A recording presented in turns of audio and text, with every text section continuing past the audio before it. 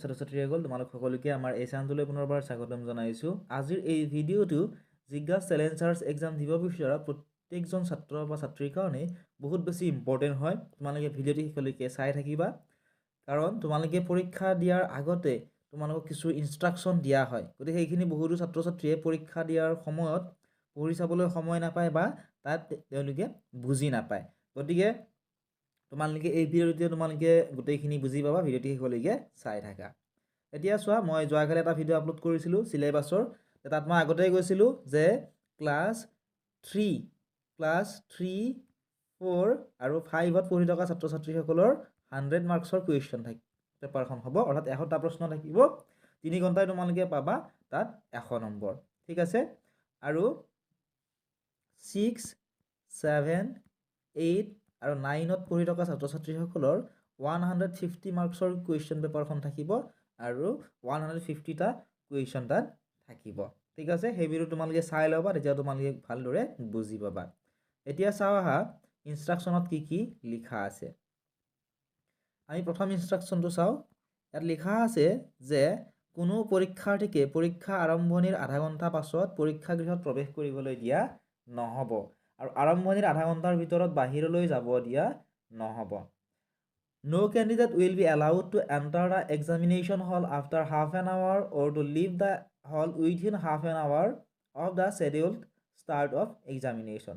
অৰ্থাৎ তোমালোকৰ যদি কিবা কাৰণত তোমালোকৰ পৰীক্ষা দিবলৈ যাওঁতে তোমালোকৰ দেৰি হয় বা লেট হয়, ঠিক আছে, তোমালোকৰ আধা ঘণ্টাৰ আগত তোমালোকে পৰীক্ষা কেন্দ্ৰত উপস্থিত হোৱাটোৱে বেছি ভাল। তথাপিও যদি কিবা কাৰণত তোমালোকে উপস্থিত হ'ব নোৱাৰা, কিন্তু পৰীক্ষা আৰম্ভ হোৱাৰ আধা ঘণ্টাতকৈ তোমালোকে যদি দেৰি কৰি তাত পৰীক্ষা হলত বা এক্সাম হলত তোমালোকে উপস্থিত হোৱা, তেতিয়াহ'লে তোমালোকক প্ৰৱেশ কৰিবলৈ দিয়া নহ'ব আৰু আৰম্ভণিৰ আধা ঘণ্টাৰ ভিতৰত তোমালোকক বাহিৰলৈ যাবলৈ দিয়া নহ'ব। ঠিক আছে। আধা ঘণ্টাৰ পিছতহে তোমালোকে বাহিৰত যাব পাৰিবা। নেক্সট হয় 2 নম্বৰ, প্ৰৱেশ পত্ৰ পৰীক্ষাৰ বাবে নিৰীক্ষকক দিব লাগিব। The admit card should be presented to the invigilator for verification. তোমালোকে লগত এডমিট কাৰ্ডখন লগত লৈ যাব লাগিব। সেই এডমিট কাৰ্ডখন তোমালোকৰ যিজন ইনভিজিলেটৰ থাকিব তেওঁক তোমালোকে দেখুৱাব লাগিব। ঠিক আছে। তেতিয়াহে তেওঁ গম পাব যে তুমি পৰীক্ষাৰ্থী হয়নে নহয় বা তুমি ৰেজিষ্ট্ৰেশ্যনটো কৰিছিলা নে নাই। ঠিক আছে। 3 নম্বৰত চোৱা, ইয়াত দিয়া আছে পৰীক্ষাৰ্থীয়ে স্বাক্ষৰ দিয়াৰ সময়ত নিজৰ নাম, শ্ৰেণী আৰু ৰোল নম্বৰ তালিকামতে মিলিছে নে নাই চাই চিতি ল'ব আৰু বিসংগতি থাকিলে নিৰীক্ষকৰ দৃষ্টিগোচৰ কৰিব।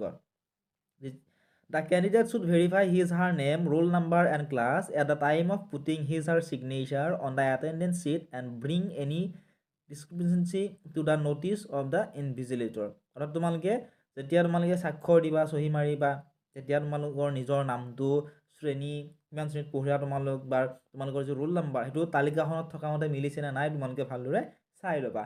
বা তোমালোকৰ যদি কিবা ডাউট থাকে তেতিয়াহ'লে তোমালোকে সেই ইনভিজিলেটৰজনক তোমালোকে সুধিবা, তেওঁ নিশ্চয় তোমালোকক হেল্প কৰিব। নেক্সট চোৱা, 4 নম্বৰত কি দিছে যে পৰীক্ষাৰ্থীসকলে উত্তৰ পত্ৰৰ যথাস্থানত নিজৰ নাম, ৰোল নম্বৰ আৰু শ্ৰেণী লিখিব। মই যোৱাকালি ভিডিঅ'টো আপলোড কৰি দিছিলোঁ, তোমালোকে এই চেনেলতে চাব পাৰিবা। তাত মই ধুনীয়াকৈ বুজাই দিছিলোঁ যে তোমালোকে ক'ত তোমালোকৰ নাম লিখিব লাগিব, ৰোল নাম্বাৰটো কেনেকৈ লিখিব লাগিব, শ্ৰেণী ক'ত লিখিব লাগিব বা কোনখিনি তোমালোকে ফিল আপ কৰিব নালাগে, গোটেইখিনি মই তোমালোকক সেই ভিডিঅ'ত বুজাই দিছোঁ। যদিহে তোমালোকে লিংকটো বিচাৰি পোৱা নাই কমেণ্ট কৰিবা, মই তোমালোকক লিংকটো দি দিম। ইয়াত ইংলিছতো লিখা আছে the candidate must write his her name, roll number and class in the space provided on the answer sheet. Next চোৱা 5 নম্বৰ, প্ৰশ্নবহী 3টা দলত থাকিব। গ্ৰুপ এ শৈক্ষিক প্ৰৱণতা অভিক্ষা 50 নম্বৰৰ, গ্ৰুপ বি মানসিক সামৰ্থ্য অভিক্ষাৰ 50 নম্বৰ আৰু গ্ৰুপ চি সাধাৰণ জ্ঞান আৰু সাময়িক ঘটনা প্ৰবাহ 50 নম্বৰৰ। ঠিক আছে। এইখিনি হৈছে ক্লাছ 6, 7, 8 আৰু 9ত পঢ়া ছাত্ৰ ছাত্ৰীসকলৰ বাবে। তোমালোকৰ টোটেল 50 নম্বৰকৈ টোটেল 150 নম্বৰ থাকিব, 150টা কুৱেশ্যন। ঠিক আছে।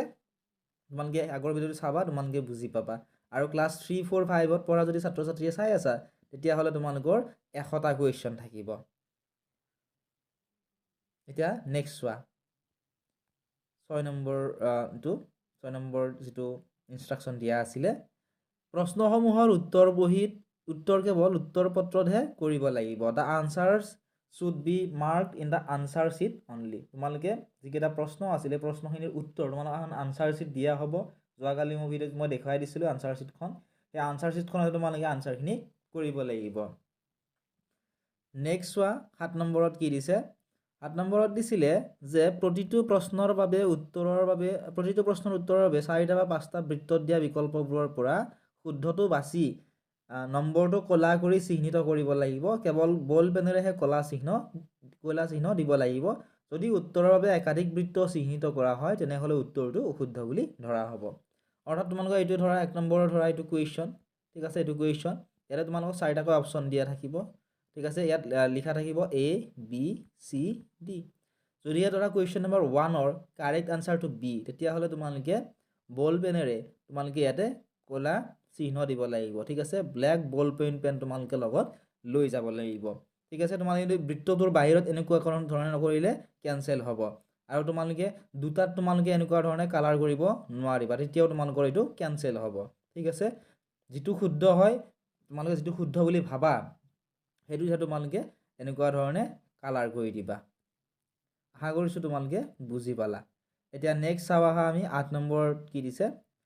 8 নম্বৰত দিছিল যে কেৱল উত্তৰ পত্ৰহে নিৰীক্ষকৰ হাতত অৰ্পণ কৰিব লাগিব। Only the answer sheet is to be submitted to the invigilators. অৰ্থাৎ তোমালোকে যিখন উত্তৰ পত্ৰ তোমালোকক এখন কুৱেশ্যন পেপাৰ দিব তোমালোকক, আৰু এখন তোমালোকক আনচাৰ শ্বীট দিব, ঠিক আছে। এখন কুৱেশ্যন পেপাৰ, এখন আনচাৰ শ্বীট তোমালোকক দিয়া হ'ব। তোমালোকে আনচাৰ শ্বীটখন যিজন নিৰীক্ষক অৰ্থাৎ ইনভিজিলেটৰ যিজন থাকে তেওঁক দিব লাগিব, আৰু কুৱেশ্যন পেপাৰখন তোমালোকে লগত লৈ আহিব পাৰিবা, ঠিক আছে। নেক্সট 9 নম্বৰত কি দিয়া আছে। কেলকুলেটৰ, পেজাৰ, মোবাইল ফোনৰ ব্যৱহাৰ নিষিদ্ধ। কেলকুলেটৰ্ছ, পেজাৰ্ছ, মোবাইল ফোনছ আৰ নট পাৰ্মিটেড। তোমালোকে লগত কেলকুলেটৰো নিব নোৱাৰিবা, পেজাৰো নিব নোৱাৰিবা, আৰু মোবাইল ফোনটো নিব নোৱাৰিবা। মোবাইল ফোন দিলে লগত লৈ গ'লে তোমালোকক পৰীক্ষা হলৰ পৰা উলিয়াই দিয়া হ'ব। আশা কৰিছোঁ তোমালোকে এই ভিডিঅ'টোৰ পৰা উপকৃত হ'লা।